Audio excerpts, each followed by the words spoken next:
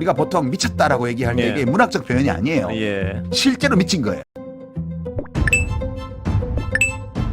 윤석열이 정말 대한민국 국격을 바닥으로 떨어지게 만듭니다. 원재윤 PD의 분석이 결국 맞았습니다. 그리고 뒤에서는 여론조사 조작과 관련한 분석 보고드립니다. 먼저 12산 내란 국정조사 특별위원회 위원장인 안규백 민주당 의원이 오늘 아침 한 라디오에 출연해 윤석열이 한남동 관저를 빠져나와 다른 곳에 숨어있을 가능성을 제기했습니다. 그러면서 이미 한남동 대통령 관저를 떠나 제3의 장소에 있지 않나 판단한다며 이같이 밝혔습니다. 해당 건은 사실 지난 경찰의 브리핑을 보더라도 이런 건을 암시했는데 MBN 취재 결과 민주당에 이 같은 제보를 한 곳이 바로 대통령실 경호처인 것으로 확인됐습니다. 민주당 의원실 한 관계자는 어젯밤 대통령실 경호처 직원으로부터 제보를 받았다고 설명했습니다. 다만 해당 관계자는 제보자가 윤석열이 언제 어디로 이동했는지는 언급하지 않았다고 설명하고 김건희와 동행한 것은 아닌 것으로 파악하고 있다고 밝혔습니다. 네, 이거 완전 잡범 아닙니까? 상상 이상으로 심각한 상황이 아닐 수 없는데 관련해서 윤석열의 체포는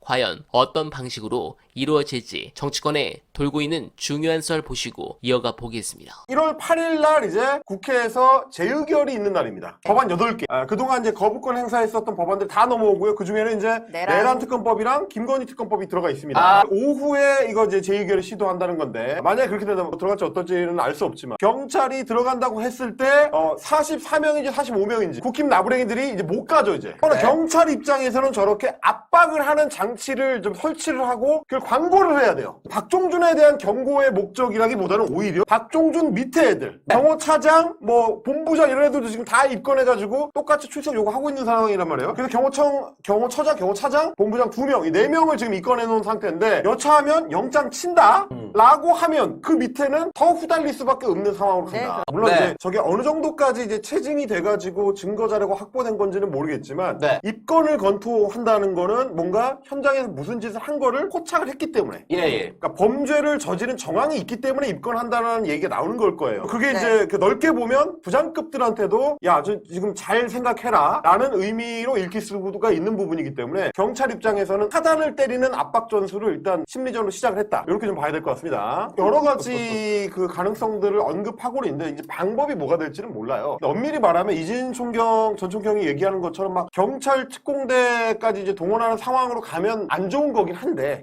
그렇게까지 안 가고 그냥 형사들만 가도 체포영장 집행이 가능하도록 되는 게 좋은 건데 안 될 것 같으면 최대치의 무력을 동원해야 된다라는 얘기로 이제 저런 의미로 이제 이야기를 하시는 것 같고 다만 이제 지난번에 공수처 수사검사들 중심으로 갔을 때는 일단 의지가 약했고 그 다음에 현장에서 조치를 취하려고 하는 거를 못하게 막았잖아요. 실제로 조치가 취해졌으면 그렇게 맥없이 물러나는 상황은 아니었을 거라고 저는 생각을 해. 왜냐하면 실제로 체포를 하기 시작하잖아요. 그러면 경호처 입장에서 할 수 있는 일이라는 거는 몸싸움을 하거나 몸싸움이 숫자에서 밀려가지고 안 될 경우에는 총을 쏘는 방법밖에 없는데 총을 쏘는 거는 거의 그거는 이제 가능한 선택지가 아니다 라고 이제 생각할 수밖에 없고 그러면 나머지는 뭐냐면 결국 몸싸움이야. 근데 실제로 몸싸움을 얘네가 할 수 있냐, 저지하고 밀고 때리고 이런 걸 할 수 있냐, 이거를 잘 생각을 해봐야 돼요. 경호처 직원들이 얼마나 가스라이팅을 제대로 다녔는지 모르겠지만 저희가 지금 방송 전에도 그래서 제가 슬쩍 찾아봤어. 지금 일단 만약에 경호처 직원들이 저항을 해 그건 지난번에도 이미 적용된 특수공무집행방해입니다. 공무집행방해도 중범죄지만 특수공무집행방해는 이제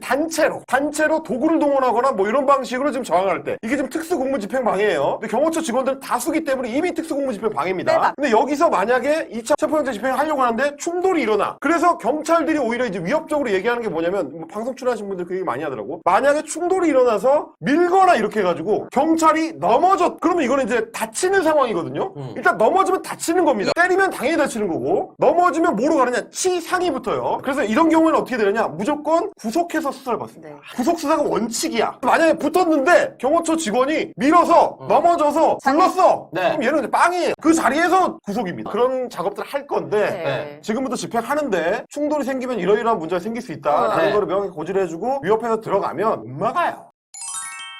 네, 공감합니다. 법원의 영장 집행에 이처럼 경호처 직원들을 개인 사병처럼 부리며 관저에서 농성전을 벌이는 건 윤석열이 아니면 누구도 상상하기 힘든 일입니다. 대통령을 잘못 뽑아 우리 국민 모두가 화병에 걸릴 지경입니다. 윤석열 대통령 만드는데 관련 있는 이들 모두가 국민께 죄송한 마음을 가져야 할 것 같습니다. 그런 부분에서 경찰은 여러 사항들을 준비하고 있습니다. 경호처 간부 강제 수사 착수를 통해 영장 집행을 방해하면 그 자리에서 경호처 간부들과 직원들을 특수공무 집행 방해 현행범으로 체포하면서 나아가야 한다는 점, 이를 위해 병력을 대거 투입할 수밖에 없습니다. 또한 형사기동대나 광역수사단 등은 물론 경찰특공대 투입 가능성까지 검토하고 있습니다. 이 밖에 헬기 동원 경찰기동대 증원도 검토하고 있습니다. 그러면서 관저 주변에 둘러친 철조망을 무너뜨리기 위해 특공대 장갑차 진입도 검토하고 있습니다. 법원이 발부한 영장 집행을 위해 이처럼 수천 명의 병력이 동원돼야 하는 상황은 영화에서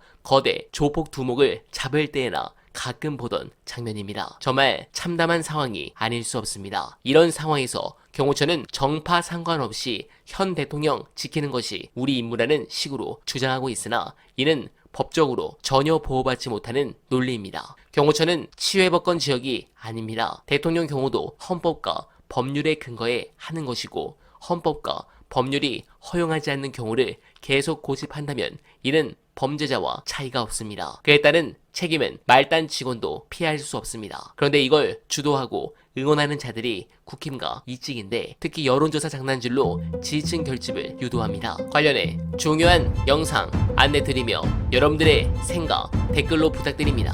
교묘한 여론 조작인 거잖아요. 설계 문항을 이제 뽑을 때 애초에 어떻게 하면 자기들이 원하는 사람들만 남길 것이냐를 고민을 해서 뭐 자기들이 원하지 않는 응답자가 떨어져 나가도록 탈락시키기 위한 조항들을 문항들을 이제 넣어서 설계한 거니까 이거는 이게 이제 법리적으로 과연 이제 재판에서 어떻게 다뤄질지는 모르겠지만 사실상 조작을 의도한 어떤 여론조사에 해당하는 건데 이 부분에 대해서 이제 중앙선거 여론조사심의위원회라든지 앞으로 이제 우리 기관들이 어떻게 대응할지를 좀 고민을 할 필요는 있을 것 같아요. 굉장히 좀 점점 교묘해지고 있고 점점 조직적이 되어 간다. 네. 그래서 언론사를 끼게 되면 검증을 피할 수 있어가지고 발표할 때까지 작업이 수월하다는 거를 악용하는 경우들이 지금 이렇게 이제 드러나고 있는 거고 이전에 명태균의 사례만 하더라도 명태균도 인터넷 언론사 그건 어차피 뭐 이제 허가받는 게 아니니까 신고만 하면 되니까 자기가 만든 다음에 그 기관하고 끼우고 이제 여론조사를 하다가 문제가 돼서 벌금형 받은 적도 있었거든요. 네. 그런 사례들이 이전에도 있었기 때문에 이걸 지금 어떻게 처리해야 될지에 대해서는 좀 고민할 필요는 있어 보입니다. 그렇다고 막 여론조사 회사를 다 때려잡으면 이제 그 여론의 형성 과정에 있어서 이제 참여폭을 좀 좁힐 수가 있기 때문에 민주주의 차원에서는 그런 고민이 좀 필요하지만 이런 노골적인 부분에 대해서 어떻게 통제할 것인지는 좀 선관위든 여심이든 다 좀 고민이 필요할 것 같고 또 하나는 그나마 그래도 명태균 덕분에 명태균 사례를 우리가 앞에서 너무 많이 봐가 뭔가 좀 조작하려고 했을 것 같다라고 해서 바로 이제 여심이 홈페이지 들어가가지고 문항을 뽑아보는 사람들이 생기잖아요.